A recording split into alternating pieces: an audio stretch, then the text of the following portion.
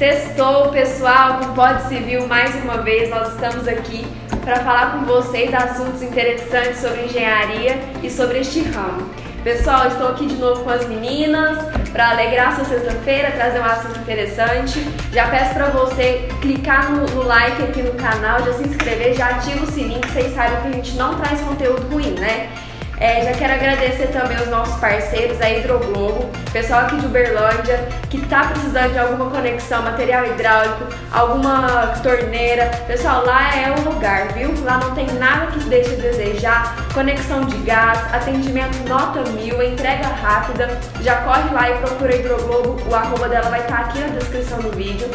E agradecer também a Teto Locadora. Nós sabemos que nós da construção civil, o que a gente pega mesmo é o equipamento. Eu tô fazendo alguma coisa e acabou o equipamento. Já corre lá e liga pra Teto, que o atendimento é rápido, eficiente e muito bom. Estamos aqui hoje com mais um convidado, que vocês sabem que a gente só traz gente boa, não traz ninguém mais ou menos aqui no Pod Civil. E a gente tá aqui hoje com o Heitor. Heitor, bem-vindo. É muito bom ter você aqui para compartilhar um pouco dessa carreira aí, dessa carreira gigante que você tem. Se apresenta pro pessoal. Bom, primeiramente eu gostaria de agradecer a honra de estar aqui. É um privilégio sempre a gente poder trocar ideias sobre a engenharia, sobre o que está acontecendo. Então eu sou o Heitor Gouveia, né? Sou um especialista na parte de sistemas prediais, e aí tem muita gente falando o que é os sistemas prediais, né? É tudo aquilo que envolve a elétrica, a hidráulica, o incêndio, o gás, a comunicação, o fotovoltaico. Quando a gente fala de selo digital, envolve câmeras, portões, cercas elétricas.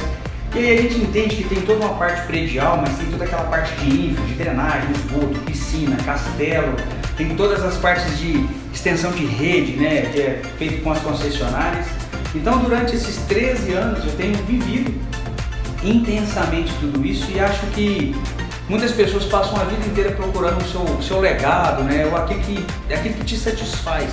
E eu me encontrei e tenho dedicado a minha vida durante esses 13 anos, tenho viajado o Brasil aí sem parar, viajei fora do Brasil, buscando trazer para a engenharia brasileira muito conhecimento focado nos sistemas prediais. Então escrevi muito sobre isso, sofri muito com isso e acho que assim, é uma vida vivida com muito pé no barro e a mão na massa. E quando a gente coloca o pé no barro, a gente entende as dores, as frustrações, os problemas, aonde que estão os gargalos, e acho que o nosso grande objetivo é ajudar hoje essa multidão, esses milhares de pessoas envolvidas com a engenharia a conhecer um pouco mais desse universo, né? Tive a oportunidade de trabalhar 10 anos como gestor executivo nacional do Grupo MRV, é uma mãe, é uma faculdade ali para todo mundo, atuando em 170 cidades, e aí isso vai trazendo para a gente um conhecimento cultural, regional, de processos, né? Então isso vai enriquecendo. Tive a oportunidade dos Estados Unidos, quando compraram a HS, entender um pouco da cultura americana em relação aos sistemas prediais, e depois entrei como sócio do Grupo Ambar, né, que é hoje uma das maiores empresas do Brasil, focada em kits, mas hoje virou uma plataforma, praticamente uma mega holding, onde a gente tem a Polar, com toda uma linha de componentes, de elétrica, hidráulica, ar-condicionado, a Smart Pods, muito forte na industrialização de kits elétricos, kits hidráulicos, paredes modulares prontas, e também a Autodoc, que é uma potência gigantesca na parte de software, que eu creio que muitos de vocês que estão nos assistindo aí conhecem, né? E tenho viajado aí mais de 60 semanas já pela Ambar, e falo que hoje eu tenho uma visão bem ampla da engenharia brasileira, né? Não só da MRV, que a gente era muito nascido e criado ali dentro, mas hoje conhecendo todas as construtoras, o que estão se aplicando, o que está acontecendo de bom, de ruim. Então eu acho que é um pouco disso aí que a gente vai compartilhar com vocês hoje aqui nesse podcast. Isso aí é só um, viu, gente? É só um. Não tem dois Heitor, não. Heitor, mas assim, vamos do começo. O Léo, ele esteve aqui na semana passada e ele comentou com a gente muito sobre você. Você entrou na MRV, você não entrou nessa área de instaladora, né? Quem era o Heitor antes da MRV? Vamos lá, o Heitor antes da MRV era eu trabalhei muitos anos, meu pai, ele tinha uma redezinha de farmácia, então eu fui nascido e criado dentro desse ambiente farmacêutico, né? E meu pai desde criança me ensinou a ler bula de remédio. Então eu fui viciado a ficar lendo bula, e ele me explicava, achava aqueles nomes engraçados, eu fui aprendendo. Com 18 anos eu entrei no Exército como tenente, eu fiz o NPOR e também entrei numa multinacional, num laboratório que chamava Cifarma e comecei a vender medicamento, então sempre viajando muito. E aí negociava com grandes redes, com os hospitais, com tudo isso e fiquei ali por 10 anos. Nessa jornada de 10 anos, né, então acaba que traqueja muito, né, tá na rua, conversa com o outro, o cara que é criado na rua, como eu fui criado, é igual um cachorro que é criado dentro de apartamento e o da rua. Do apartamento, se você solta ele na rua, ele na primeira travessia de rua ele morre. Já. Mas o cachorro de rua, ele é mais humilde. Ele espera até na fase de Ele sabe onde que ele tem comida, ele sabe ser humilde, ele é da boa, né? Sabe onde que ele dorme. Então você vai aprendendo. E aí, eu estava passando por uma dificuldade muito grande na minha vida, onde eu perdi tudo e eu já estava fazendo engenharia, numa situação muito delicada. Tanto é que nesse momento da minha vida me sobrou um colchão inflável, uma geladeira, um fogão, uma sanduicheira e um kitzinho de prato, colher e garfo. E um dia faltava poucos dias para me formar na engenharia e eu passando nessa situação, né, que a vida às vezes dá essas rasteiras na gente. Eu estava desesperado pelo que tinha acontecido e um dia de madrugada eu sentei no colchão, estava lá meio desesperado com a vida e dormi sentado, né? Aí a polpa foi pro chão, os pés levantou pra cima porque o colchão furou. E aí naquele dia assim, eu levantei tão revoltado assim, falei, gente, não dá, cara, não dá pra ficar nessa situação. Eu colando grau, já tava na reta final. Eu tenho duas escolhas, gente, ou eu vou ficar nessa situação aqui ou eu dou uma ribada e vou pra cima. Né? Então assim, hoje as pessoas olham uma história legal, que a gente viveu, mas foi muito sofrido. E a vida é cheia desses desafios. Então, como é que foi a minha história? De muito trabalho. Comecei a trabalhar com 13 anos de idade e não parei até hoje. E sempre viajando, sempre correndo atrás, sempre me esforçando, levei uns tons da vida. Veio essa questão, né, de quebrar, de perder tudo, perder família, perder dinheiro, ir no fundo do poço, literalmente. E nesse momento do fundo do poço foi que uma menina que trabalhava na MNV, que era estagiária, que me conhecia, falou, cara, você já formou? E assim, eu era engenheiro eletricista. Mas se me pedisse para instalar uma lâmpada eu não dava conta, não dava tempo, nem estágio eu fiz. Por quê? Porque eu saía 3 horas da manhã de Uberlândia, rodava tudo aqui, ó, Canápolis, Capinópolis, Centralina, vendendo remédio e voltava para estudar. Mas eu era muito aplicado, eu não tomei pau em nenhuma matéria. Consegui formar, com 15 dias de formado, me chamaram para fazer uma entrevista na MNV. E era o Sampaio. E eu fui assim, cara, é meu tudo ou nada, né? Eu tava no colchão inflado. E aí eu sempre falo pra ele que eu sou fã dele e é um pai pra mim. Quando a gente foi fazer a entrevista, ele começou a falar um monte de coisa técnica, né? Eu falei, meu Deus, o que esse cara tá falando? Engenharia barriga verde. Não, verde era pouco, né? Aí ele começou a falar um monte de coisa, tinha que ter o grau, tinha elétrico, hidráulico. Eu falei, rapaz do céu, eu não sei. Eu falei, o que eu tenho que fazer? Ele falou, elétrico, hidráulico, incêndio, gás. Eu falei, eu tenho chefe? Ele falou assim, não. Aí na época ele falou assim, eu vou te dar um encarregado aqui, o nome é Costela. Eu falei, já é um bom caminho, né? E assim, eu falei, tem documento escrito? Ele falou assim, não. Eu falei, como é que tá a situação? Ele falou, tá caótica. Eu falei, então, né, pior que tá, não tem jeito. Aí eu peguei e falei pra ele, cara, a situação tá delicada pra mim, sim. Ele falou um monte de coisa técnica, eu falei, cara, pode contar a realidade? Eu falei pra ele, cara, olha, eu já tinha feito vários cursos, né? Eu já era formado em teologia, eu tinha feito a pós-graduação, tinha feito a graduação, a pós-graduação, mestrado, era formado em música, já tinha muita experiência comercial e fui falando um monte de coisa que eu tinha feito. Eu falei, cara, tudo que você tá falando, eu não tô entendendo nada que você tá falando. Mas, hoje eu tô dormindo no colchão inflável, eu tô numa situação assim, assado. E falei pra ele, se você pedir pra me instalar uma lâmpada aqui, eu também não dou conta. De 100% que você tá falando aqui, de 100% eu não entendi nada. Mas, cara, né? Aí ele olhou pra mim e falou, cara, eu nunca participei de entrevista desse nível, né? Eu falei assim, cara, que loucura, você é muito doido, né? Expor desse jeito, né? Aí ele falou pra mim, cara, mas uma voz aqui dentro fala que eu tenho que te contratar. Eu falei, então você escuta essa voz que eu tô fudido.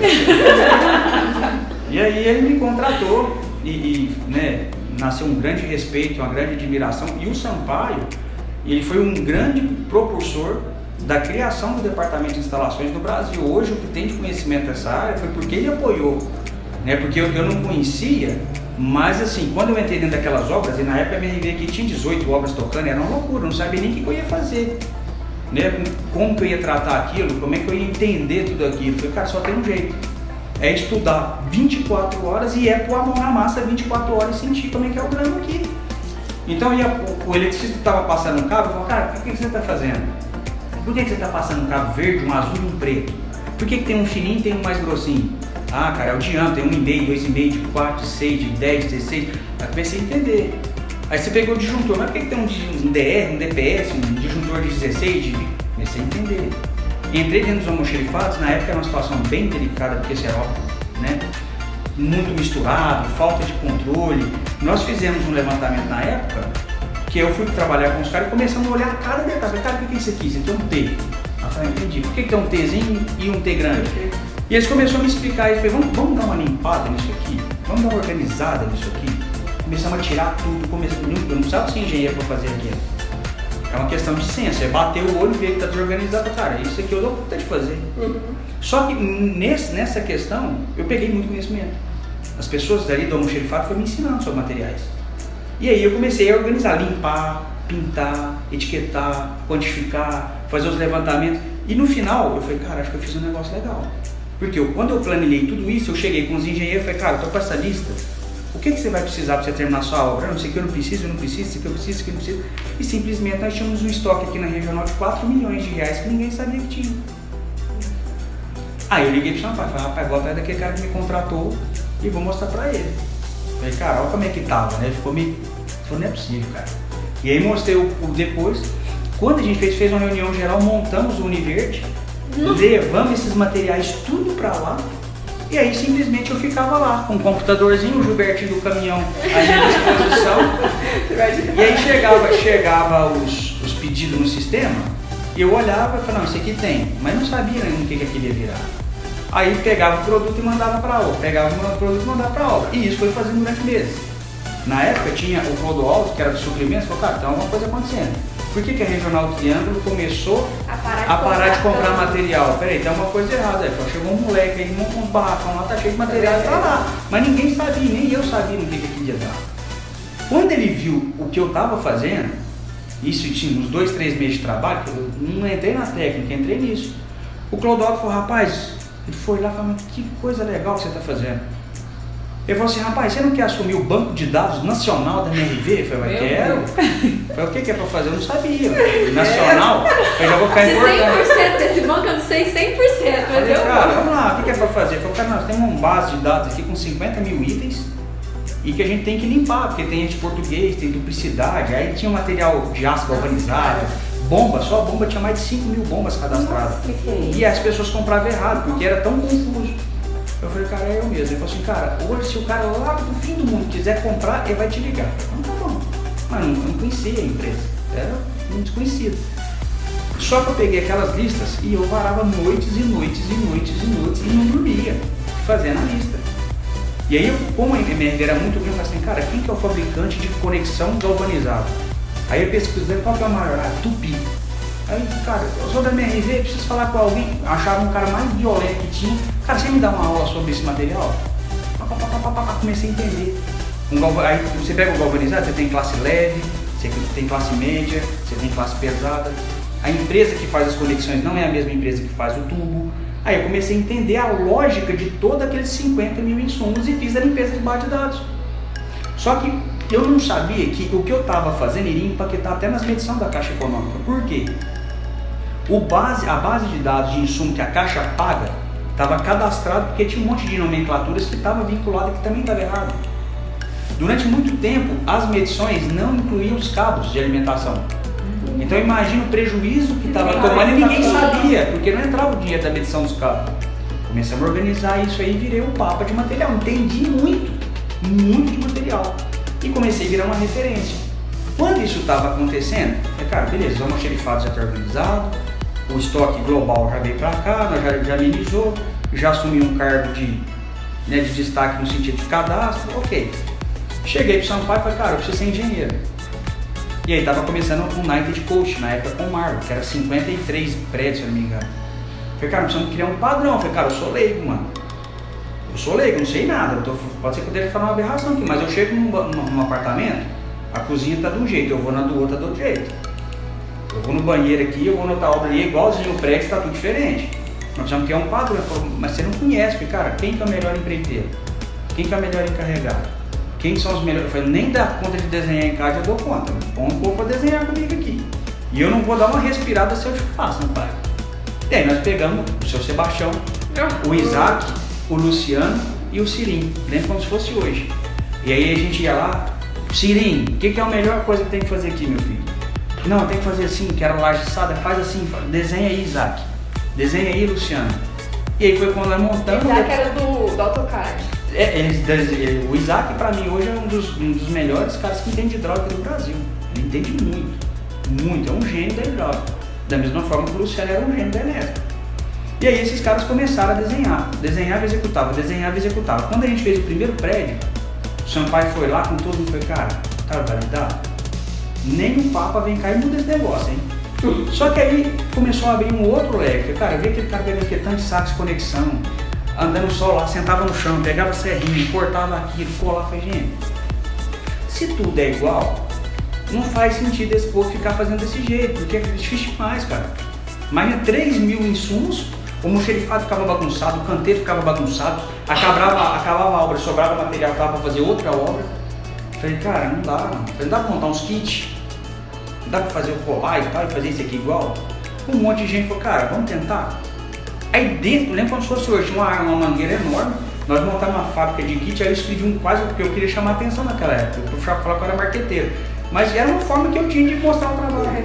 Cara, nós pegamos um outdoor, quase colocou dentro da aula, primeira fábrica de kit do Brasil. E começamos a fazer kit. E aí, esse negócio... Foi em que obra, Heitor? No United Coast. Foi onde começou, é dentro da obra. Era a obra do Marlon. Isso tudo no prazo de quanto tempo?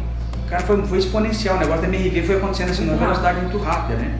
E aí, quando a gente começou a montar os kits e aquilo engrenou, eu falei, cara, que top. Aí tinha uma fábrica de laje, que era laje assada, nós começamos a pensar na industrialização da fábrica de laje.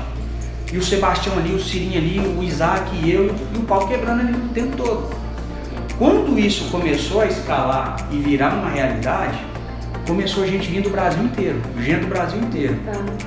E aí eu falei assim, vamos montar uma salinha pra mim, montei uma sala, só que assim, era um barracão de madeira, só que quando as pessoas entram dentro, o cara fez uns trabalhos muito bonitos nas paredes, nós mesmo que colocou o piso, pegou os retalhos que tinha e deu um upgrade. Quando as pessoas entravam dentro do canteiro, falavam, mas que negócio organizado.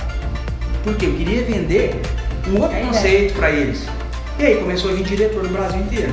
Cara, que legal, que legal, que legal. De repente chegou uma turma do Rio de Janeiro aqui. Nem avião nunca tinha andado. E aí esse pessoal chegou do Rio de Janeiro e falou assim, cara, eu quero que você faça isso aqui no Rio de Janeiro. Aí eu falei assim, uai. Fala do meu chefe, uai. Aí o Sampaio falou, cara, é a hora, né? Vai pra cima, vai pra cima. Cara, o Sampaio é massa. E aí ele pegou e eu fui pro Rio de Janeiro. Primeira vez que eu andei de avião, cheguei naquela cidade daquele tamanho, daquele trem de louco, aí era Macaé, Rio das Ostras, Campos Goytacazes, Juiz de Fora e a Grande Rio. Umas 70 obras tocando simultaneamente daquele tamanho. Cara, gigante. Pensa, cara, como é que eu vou fazer com isso aqui? Onde eu vim parar? Mas eu tinha mais ou menos a manha. Eu tinha a manha. E fiquei 5 anos indo pro Rio, semana sim, semana não, semana sim, semana não. Comecei a entender as concessionárias, comecei a entender a mão de obra, comecei a entender onde estavam as obras, comecei a pegar um know-how muito grande, vamos manter fábrica.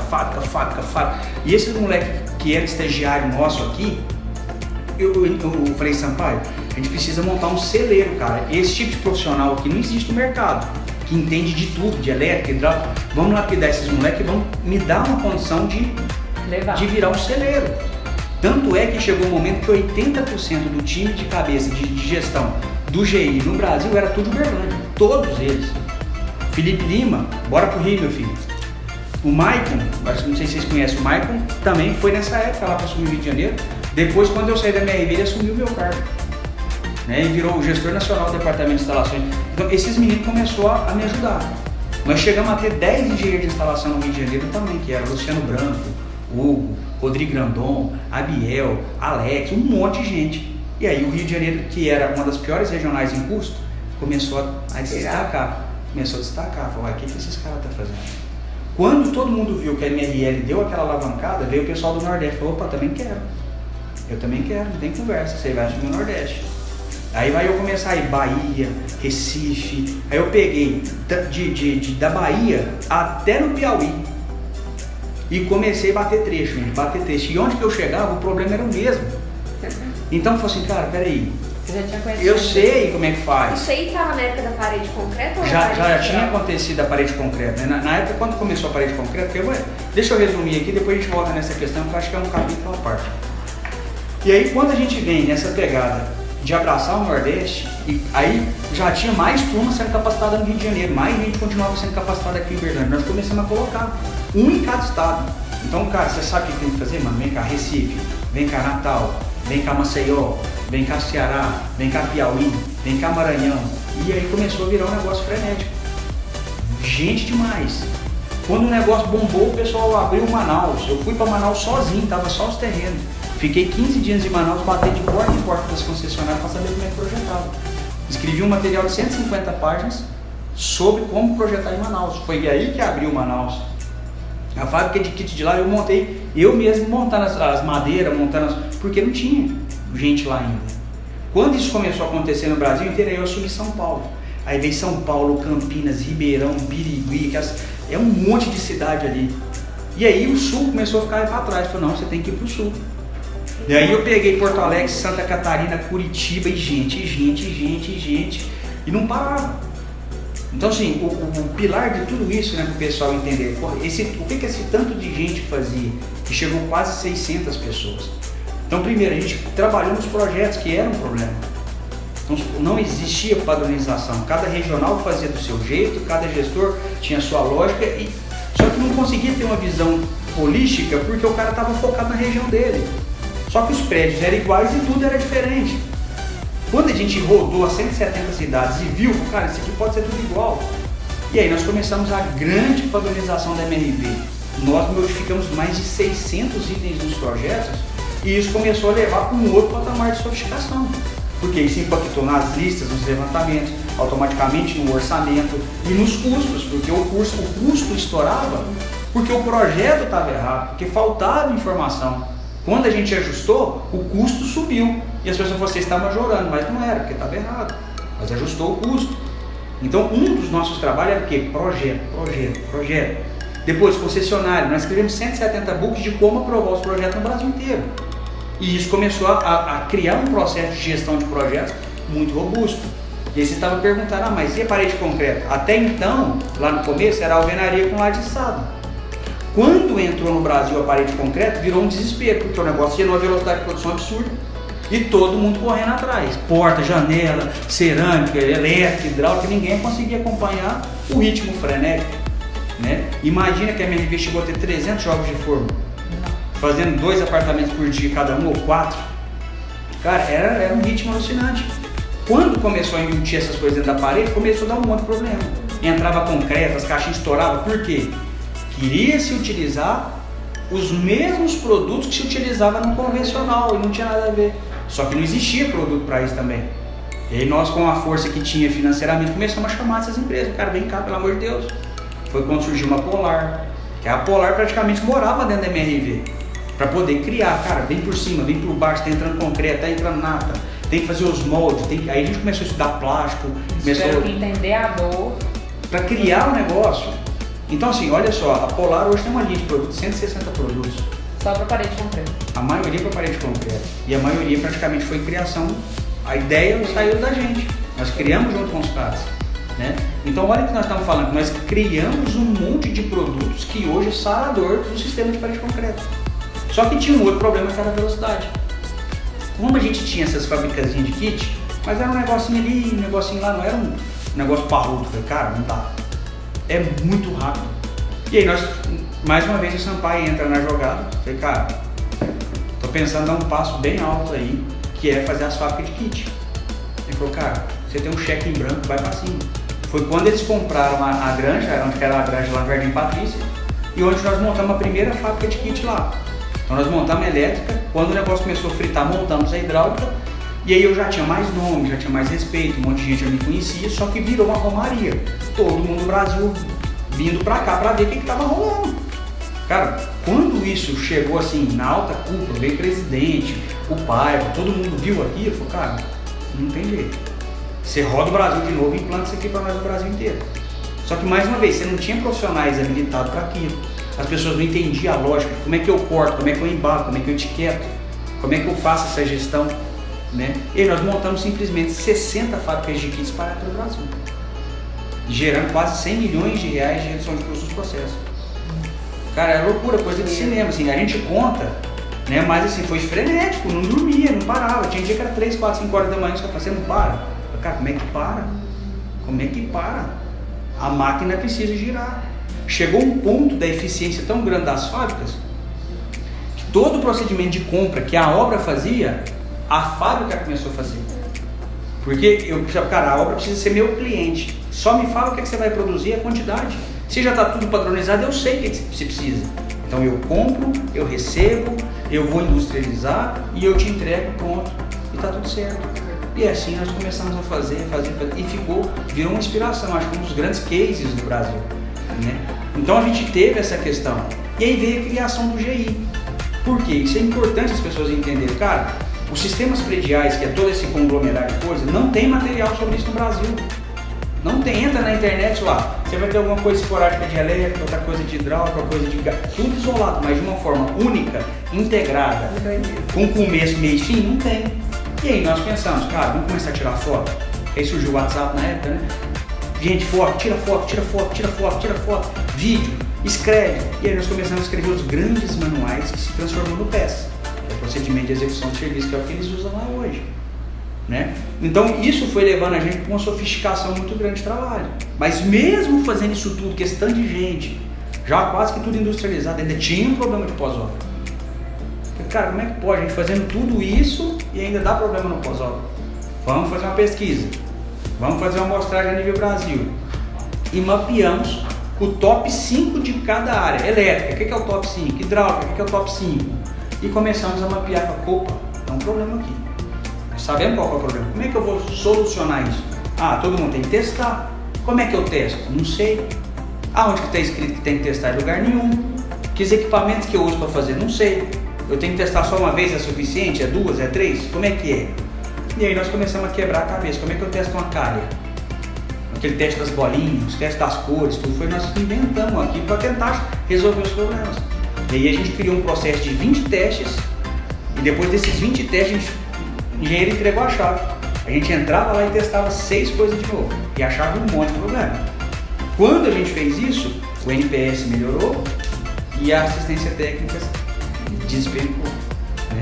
Então foi isso que foi acontecendo durante... durante... O pessoal entendeu o que é o NPS, então? O NPS é uma pesquisa que a gente faz de satisfação do cliente, né? O cliente morou e aí existem vários procedimentos lá que você faz depois de um mês que ele entrou, depois de 6 meses, depois de 1 ano e tal.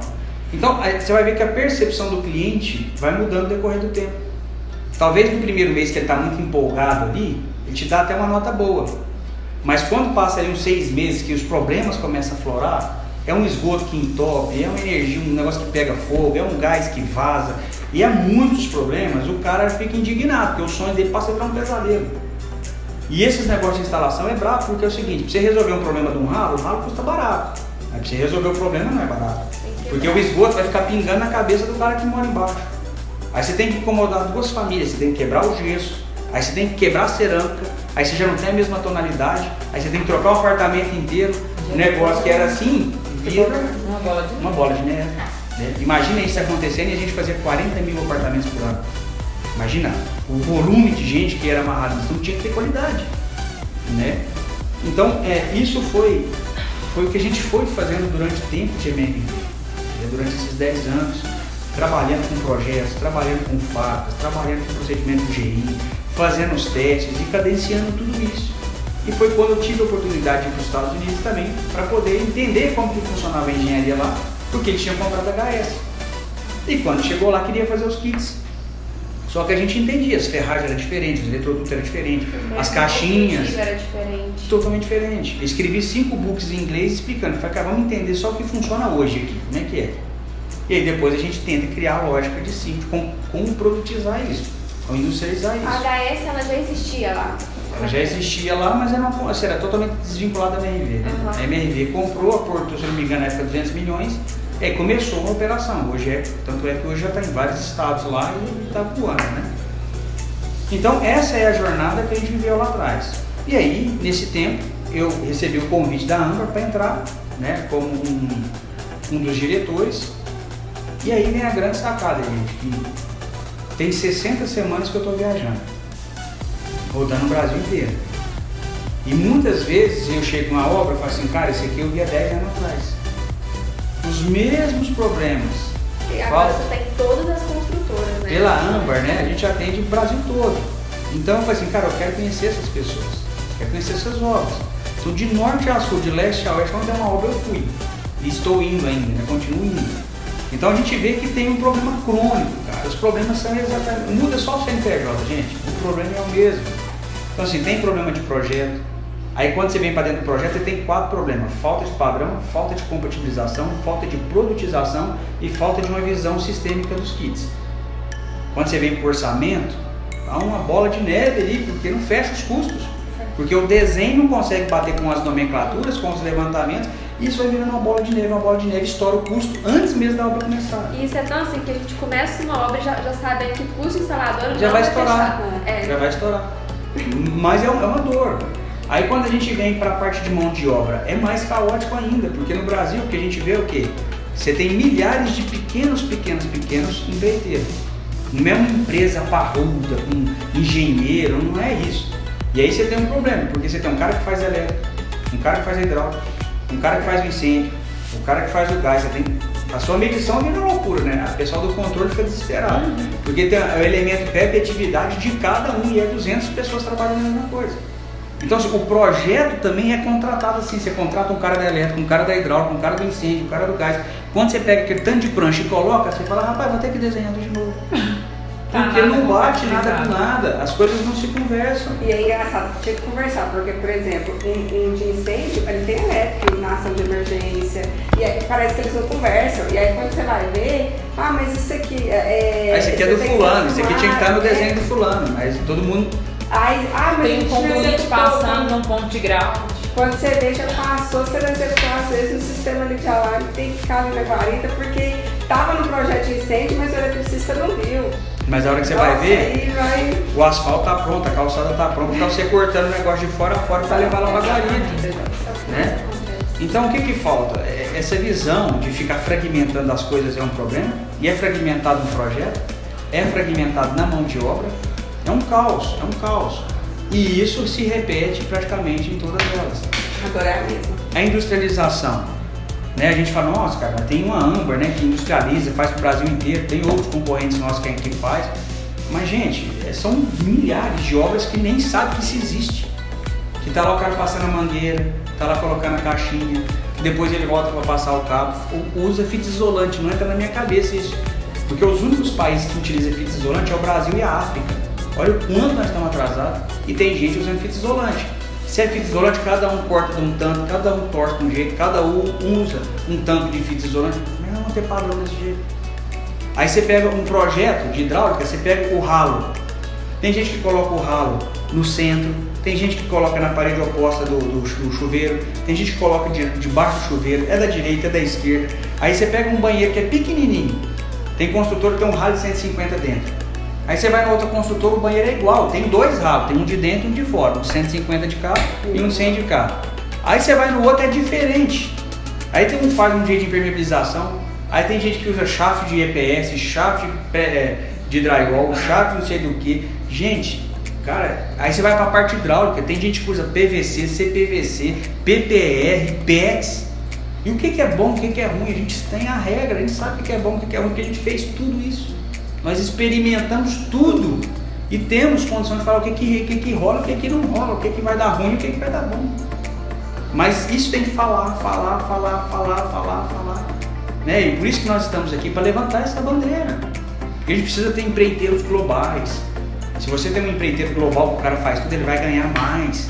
Se você trabalha com industrialização, você vai fazer mais rápido. Você vai tirar entulho da obra, você vai ganhar processo, velocidade, terminalidade, qualidade, repetição, padronização, né? Mas o que se vê não é isso. O que se vê são obras que finalizam e tem material de instalação sobrando lá para fazer outra obra. Nossa, o que se vê é empreiteiro quebrando no começo, no meio e no fim, porque os pesos não são compatíveis com a realidade da quantidade que ele precisa. O empreiteiro, às vezes você chega com um kit e fala, nossa, mas você vai tirar 30% da minha mão de obra, mas ele está com 15 negros lá. E ele não entende que a partir do momento que ele receber industrializado, ele faz uma obra inteira com 2. Ele vai ganhar menos, mas vai gastar menos, vai ganhar mais. Às vezes no final ganha mais, né? Mas é uma matemática que a gente precisa ensinar as pessoas a fazer. Né? Mas é o que você falou, assim, os nossos empreiteiros, eles não têm esse conhecimento técnico. Eles são aqueles caras que aprenderam da vida. Então, assim, essa parte de custo, a gente tem que ir mostrando pra eles, porque às vezes eles não têm esse conhecimento pra fazer essas análises, assim, sabe? Cara, você tocou num ponto importante, que é a parte técnica, não estou falando só dos empreiteiros, é do Brasil. Os engenheiros que saem formados hoje, vamos falar de parte de instalação, o cara sai cru. Onde que ele aprende gás na faculdade? Nenhum ensina. Como é que ele vai ensinar? Ninguém ensina. Você pega engenharia civil, o cara mais ou menos passa ali por cima de esgoto, drenar, é muito superficial. E aí, não, beleza, vamos para essas empresas de curso técnico. Eu fui atrás delas, cara, o cara está ensinando um negócio de 50 anos atrás. E aí? Nós não precisamos de 50 anos atrás, estamos lá na frente. O Brasil já está evoluído, mas, cara, parede concreta, onde que está falando? Lugar nenhum. São casos isolados, você pega essas instituições que falam, mas o cara está focado em São Paulo, mas será que o cara do Sul está sabendo? O cara lá no Tocantins está sabendo? O cara lá em Belém está sabendo? Não está sabendo. Né? É o que a gente vê. Então, assim, até os engenheiros, na minha visão, se fosse hoje, tinha que criar uma faculdade, uma universidade, igual tem engenharia civil, engenharia elétrica, tinha que ter engenharia de instalações. Porque é muito sério, é muito grave. Nós estamos falando que é 16% do custo de uma obra, mas todo mundo sabe que vai bater 30%. Que depois do pós-obra, se você não tomar cuidado, vira 40%, vira assim, vai te engolindo, vai virando um câncer. E é um monte de coisa que está oculta. O cara, depois que jogou a terra ali, você não sabe o que está debaixo da terra. Né? E aí o cara que tá fazendo já muda o empreiteiro, porque aí o empreiteiro quebra, você perde a lógica, não sabe onde que tá. Confia que tá a mesma coisa que o projeto, às vezes não tá. Aí você vai fazer umas builds. Cara, mas esse aí... Você chega nas obras, o projeto tá pregado na parede, o cara vem com uma canetinha riscando. Esse tá bravo, hein? Até hoje tá assim. Aí você vem uma chuva molha, aí vem um rato e come, tantas coisas pode suja. O cara vai embora de sacanagem, leva aquele embora. Aí você perde, cara, o que nós estamos falando, cara, um empreendimento de 300, 400 unidades que você não sabe o que tá dentro da terra. E aí você pega um projeto de drenagem, de esgoto e tudo, se você não compatibiliza e entrega pro síndico, e o cara vai usar o seu projeto para fazer alguma manutenção. Aí começa a vir um queijo suíço. Aí começa a picotar, fazer um monte de buraco no chão para tentar achar onde está. E não tem jeito, vai da terra. Né? E a gente tem que tomar cuidado porque essas coisas matam. Né? Se a elétrica mal feita, nós já participamos de situações de caótica, cara, de incendiar um prédio de 11 pavimentos com gente morando. Nós vivemos situação de ver explosões gigantescas de gás lá, de matar a gente, por falta de responsabilidade. E a hora que você vai lá ver lá, o cara tá pegando um PET de água fria e misturando com gás para fazer os fechamentos. Então assim, onde que está a consciência dessas pessoas? Nós visitamos obra que tinha um monte de caixa de esgoto interligado com as caixas de elétrica. As caixas de elétrica não tem fundo. E aquele esgoto ia penetrando, você chegava na obra, as calçadas estavam assim. Mas por que essa calçada está assim? Está tudo recalcando, não tem fundo. E aquele tanto de esgoto misturado com os carros, né? Então, assim, tem que ter muita responsabilidade, tem que ter muito critério, tem que ter muita habilidade e tem que entender que o negócio é um sistema. É um sistema que você passa pelos projetos, você passa pelo orçamento, você passa pelos materiais, você passa pela mão de obra, né? Você passa pela parte de conhecimento e você passa pela parte de testes. Então é isso que eu tenho levantado essa bandeira. Cara, a industrialização no Brasil é o que você tem que ficar convencendo as pessoas. Você tá com o cara para fazer conta. Não faz sentido o cara querer fazer aquilo daquele jeito que é feito. E isso é só na indústria da construção civil, né? Porque assim, a construção civil ela é muito humana, muito manual ainda. As outras indústrias, assim, maiores já estão entrando com mentalidade, ferramentas que vêm de fora. Aqui ainda é muito difícil você mostrar à pessoa que isso compensa. Para você regular o aperto do disjuntor não quer descer, você tem que regular a ferramenta com 3,5 newtons. E tem que ter um bit específico que você tem que usar uma parafusadeira. Quem sabe disso? O que a gente vê na prática? É um eletricista com a chave de fenda de péssima qualidade, a cabeça toda mastigada, e ele vai apertar com a força que ele tem. Não sabe nem que esse negócio de torque. Você fala que é newton pro cara, o cara nem sabe. Né? Mas é o que a gente está entregando. E vai pegar fogo, e vai matar as pessoas. Não está a nossa responsabilidade. Se você vem para a fábrica, você tem equipamentos. Você tem um torquímetro, você tem uma parafusadeira de bancada, você consegue regular, você consegue testar, você consegue certificar, né? Então são esses mínimos detalhes, gente, que nós chegamos onde nós chegamos. Então é hora da gente levantar essa bandeira e falar assim, cara, os sistemas prediais é muito rico. Né? Pode gerar muita oportunidade, pode gerar muito emprego, pode trazer um know-how. Hoje a gente tem uma classe, as pessoas que estão dentro da construção civil, a média é de 35 anos para cima. Você não vê jovem mais, ninguém quer saber de obra. O cara não quer ficar sabendo ficar batendo forno. Aí vai na internet aí, ele ganha R$1.000, ele faz qualquer coisinha, ele ganha R$1.000. Então o que a gente precisa fazer, cara? Vamos industrializar? Vamos mostrar para o mercado que tem possibilidade de ter montadores? Vamos trazer essa molecada para dentro da obra, vamos trazer essa molecada para fazer o curso técnico de parede concreta, sistematização, produtização de kit, vamos kitificar a obra. Na MRV nós criamos um programa que ficou só em Uberlândia e não deu tempo de ir para frente porque ficou aqui, mas era logística integrada. Cara, por que a gente não industrializa civil? Mais uma vez entra o Sampaio que apoiou o projeto. Que aí foi, cara, quantas etapas que tem a obra? Tudo, Deus da fundação até entregar a chave. 34 etapas. Precisa da lei da obra. Lei da obra. Nós participamos disso intensamente. Se você tem 34 fases, e se eu fosse kitificar aporto, laminado, parafuso, produto de limpeza, o kit de tinta e tudo aquilo que a gente fez? Cara, era 123 kits. Mais uma vez, quando nós criamos um kit, criamos as videoaulas, colocamos um QR Code, o cara bipava e tinha um videozinho nosso lá, seja bem-vindo, tal, não sei o que, você vai instalar o QDC, toma esse e esse cuidado. O cara criava os kits no sistema e a hora que o kit chegava na obra ele bipava e já dava baixa pelo QR Code por kit. Foi um teste que nós fizemos, vocês acho que viveram isso lá e viu que funcionava. E por que isso não vai para frente? Né? Porque as pessoas às vezes nem sabem que isso é possível ou acham que isso é uma utopia, mas se a gente não colocar o pé no barro e a mão na massa vai ser uma utopia. Mas se a gente acreditar e for para cima e lutar com todas as forças e até aquele virar sistêmico, aí a gente pode mudar a cabeça da construção civil. Não adianta ficar falando, em Lean, estamos trabalhando em Lean, estamos trabalhando com BIM. Beleza, você chega, faz um projeto em BIM, mas quando você chega na obra ninguém tem nenhum equipamento para abrir aquilo. Né? Você fala em Lean Construction, beleza, mas você chega lá, tá tudo atropelado, não tem sequenciamento, tá o pedreiro em cima do cara da pintura, em cima do cara da hidráulica, e vai virando aquela angu de caroço. Cadê isso acontecendo na prática? Alguns pode ser que esteja acontecendo, mas não massivamente. Tem gente sofrendo com isso, tem gente apanhando com isso, tem gente tomando prejuízo com isso. Né? Esse é o nosso papel, de vir para um podcast como esse, para cá, vamos abrir a cabeça, gente, vamos. Né?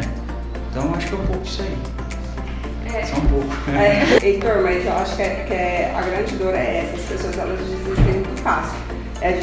Quando a gente teve a Tadline, a gente falou, às vezes no começo é muito difícil e tem essa cultura de eu fiz assim já tem muitos anos, por que eu vou mudar, dá certo? Mas assim, ver também as dificuldades que está levando no dia a dia que pode melhorar. E quando você vem com uma cultura diferente para mudar, a pessoa fala, eu não quero mudar. E aí as pessoas desistem muito fácil, porque às vezes no começo você mudar não é fácil, né? Então as pessoas já vem com pessimismo, não vai dar certo, isso é muito difícil, vamos fazer do jeito que estava. Sair da zona de conforto é muito difícil. Para saber que vai ser algo melhor, vamos fazer toda a fábrica de kit? Vamos, vai ser fácil? Não, mas vai chegar um ponto que vai dar certo, depois que der certo, aí é lindo. Vou te falar aqui, quando a gente acha o propósito, você não vê dificuldade. Várias vezes eu chegava na regional e queria montar, e a regional até entendia, e aí começava uma novela, cara, preciso de madeirite. E eu ia lá montar, cara. Eu ia lá trabalhar de pedreiro, lá colocar aquelas roupinhas verdes lá e bater os pregos, cortar as matas, fazer mesmo. As pessoas que estão assistindo e que conviveu, vai provar isso. Quantas vezes, cara, as pessoas não sabem, cara, que eu queria pintar um negócio de verde, que era a cor verde, laranja. Cara, vamos dar uma cor bacana nisso aqui, vamos criar um ambiente legal. Cara, vamos colocar umas placas aqui e tal, vamos humanizar isso aqui. Mas, cara, isso é frescura. Pô, cara, isso aí você tá gastando, tá com muita, né? Não precisa ser assim, rapaz, eu meti o dinheiro. Pegava do meu bolso, ia lá e comprava as latas de tinta, caladinho e pintava. Tinha dia que o povo ia embora às 5 horas, tinha dia que era meia-noite, eu tava dentro das fábricas de kit pintando, fazendo a instalação para a parte elétrica, para dar uma qualidade de vida para as pessoas que trabalham, sem ninguém ver. E às vezes ninguém nem sabe, né? Para deixar a minha cara, eu quero impregnar a minha cara aqui para o cara chegar e ter um padrão. Se o cara for lá na Bahia, ele vai entrar e vai ver as mesmas cores, as mesmas bancadas, as mesmas etiquetas, o mesmo processo. né? Mas as pessoas às vezes empacam o negócio. Fala, cara, você não quer fazer não, meu queridão? Beleza, eu vou fazer. Tô te pedindo, você não pode... precisa de um carpinteiro, cara, pra bater aqui os pregos, fazer... mas... Aí você esperava o dia inteiro e não mandava. Eu falei, bicho... Daí que eu operei. Daí, cara, vamos lá. Na hora que ele chegava, eu tava pronto. Eu falei, cara, tô te pedindo. Você não tá fazendo, então eu vou fazer, ué. Quem quer, vai lá e faz. Né? Então, assim, quem não quer, fica achando justificativa pra tudo. Quem quer, vai lá e mete a mão e faz. Né? Foi o que a gente fez. Seja pra escrever essa quantidade. Imagina o que é 4 teras de documento, gente. É muita coisa. Né? Imagina o que é ficar, igual eu fiquei anos, eu não vi meus filhos crescer, ué. Quanto que custa isso? Quanto que custa a minha vida? Eu tô abrindo a minha vida para poder investir para as pessoas, para a empresa das pessoas. Né? Quanto que custa isso? Então acho que a pessoa precisa entender um pouco disso, entender a grandiosidade que a gente fez e a propriedade das coisas que a gente está falando, que é transformador. Né? As pessoas que não abrem a cabeça vão ficar para trás, isso é um fato. É muito fácil, né? Assim, as pessoas não compram a ideia, aí depois a pessoa nem conhece a sua história, e aí fala, não, o Heitor chegou até aqui porque ele teve muito padrinho e tal, que as pessoas falam isso demais. Chegaram a chamar de marqueteiro, mas... Todo mundo chamava de marqueteiro, porque assim, eu fazia muita propaganda. Lá na época de tudo, tinha um e-mail, eu vi que tinha um e-mail que chamava assim, Engenheiros Brasil. Mas eu não sabia de quem que era aquilo, então tudo que eu fazia, eu colocava lá e mandava. Mas tinha até os presidentes em cópia. Eita. Então assim, e eu mandava tudo, cara. Se eu montei uma fábrica, eu botava lá no e-mail, hoje estamos na regional tal, fazendo assim, fazendo assado, bom, e mandava. Tanto é que quando nós criamos o banheiro pronto, que foi uma ideia nossa, né? Nós fizemos 4.000 banheiros, cara, que não deu uma manutenção. E a ideia é toda nossa, cara. Nós entramos para dentro da indústria com a Astra, com a Varda, criamos o produto, implantamos o produto e fizemos essa jogada do banheiro pronto, que na minha visão era uma revolução. Mas por que só fez os 4.000 enquanto eu estava lá e não progrediu? Visão, cara. Visão, e é transformador. Na minha visão, é aquilo mais revolucionário que tem de hidráulica dos últimos 50 anos. Você tira fogo, você não tem manutenção, você precisa da manutenção, tá tudo nas carenagens, entendeu? Então, assim, quando eu estava lá, a gente brigava, falava, por exemplo, Vago, né, que é o terminalzinho alemão. Cara, fui para a Alemanha e quando eu fui lá e vi aqui, falei, caraca, cara, tem que trazer isso pro Brasil. Tem que colocar isso dentro dos kits, esquece fita isolante. Mas as pessoas não foram lá, as pessoas não viram, as pessoas não entenderam. E aí falavam, cara, pô, o cara é marqueteiro, mas não é, cara. Precisava pôr na cabeça das pessoas as coisas de uma forma, né? Falei, cara, olha isso aqui, cara.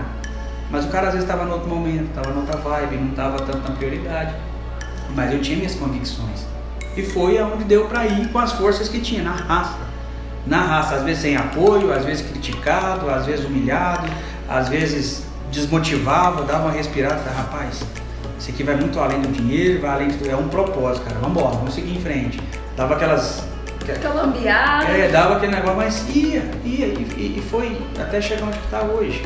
Né? E ainda acho que quando a gente olha para os sistemas crediários no Brasil, há um mar a ser explorado.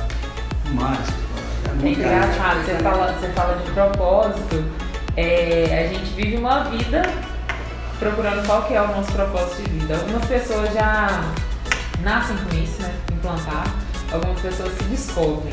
Em que momento da vida assim você descobriu? Eu não sei, pelo que você falou, eu acho que aconteceu, né? Quando você entrou na MRV e viu a dimensão que aquilo ali estava se tornando, acho que você começou a ver, cara, isso daqui não é pra mim, isso aqui eu tô ajudando centenas de pessoas. Cara, acho que a grande virada foi quando eu tava no colchão inflável lá, que eu tava todo lascado, porque assim, são momentos na vida que é a virada de chave. Ou você fica para trás ou você realmente vai para cima. Então assim, naquele momento eu estava muito frustrado e achei aquilo como uma grande oportunidade da minha vida. Então eu não sabia aonde que ia me levar, o que ia acontecer. Eu só me entreguei. Falei, cara, eu vou entregar isso aqui, eu vou ser o melhor nisso aqui. Não tem conversa, porque depende de mim. Eu vou me dedicar. Então assim, eu li muito, eu estudei muito, eu escrevi muito, eu viajei muito. Então assim, acho que é muito disso, sabe, assim, cara, aí você começa a entender que faz sentido, aí você começa a ser convidado para participar de eventos de grande porte, você começa a ser reconhecido pelo seu trabalho, as pessoas te olham de uma forma diferente e falam assim, cara, peraí, se eu me dediquei até aqui, eu tenho que me dedicar ainda mais, que eu estou virando uma referência, né? E a referência, já que eu subi a régua, vamos subir a régua de todo mundo. Então eu acho que é isso, vim para um momento desse aqui e entregar. Cara, entregar a história, entregar o passado, o presente e o futuro.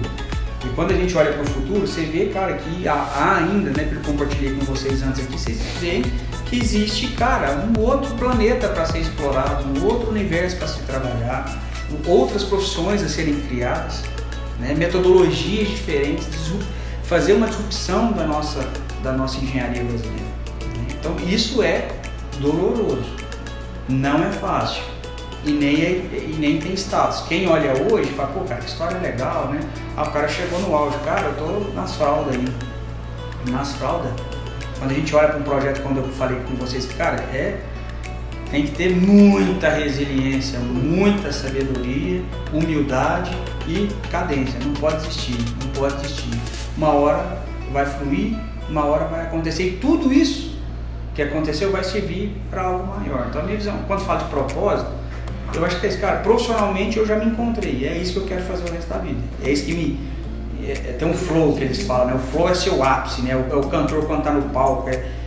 É isso, cara. Quando eu tô atuando dessa forma, seja aqui, seja mexendo num projeto, seja fazendo uma negociação de grande porte, seja eu saindo daqui para viajar, para explicar alguma coisa para um cara que tá... Cara, eu faço com o maior carinho. Porque para trás eu tava com um monte de estagiário, uma obra lá no Ceará, e falei como se estivesse falando para uma multidão. E você vê que os olhinhos dele nem piscavam. Ele falou, nossa, que cara doido, que tanta informação. Mas eu acho que é isso, você gera sede, né? Você gera sede, essa pessoa talvez você vira um espelho para a pessoa. Você cria uma gera uma eu acho que, assim, lógico que esse tanto de informação, mas eu acho que o melhor é porque você fala com muito carinho e amor. Sim. Você tem essa vontade, você fala assim, você deixa as pessoas, nossa, eu quero saber, eu estou interessada. Eu quero te escutar, sabe? Eu não é só, não tô ouvindo por ouvir. Eu quero, às vezes até se espelho em você, fala, nossa, esse cara é foda, esse cara tem uma história de vida muito bonita, igual acho que a Dani falou, às vezes acha que simplesmente, o Heitor é porque ele tá tentando implantar, mas nunca pisou numa obra. Não, você pisou. Pelo contrário, né? Você pisou até demais, você foi de norte a sul, leste a oeste.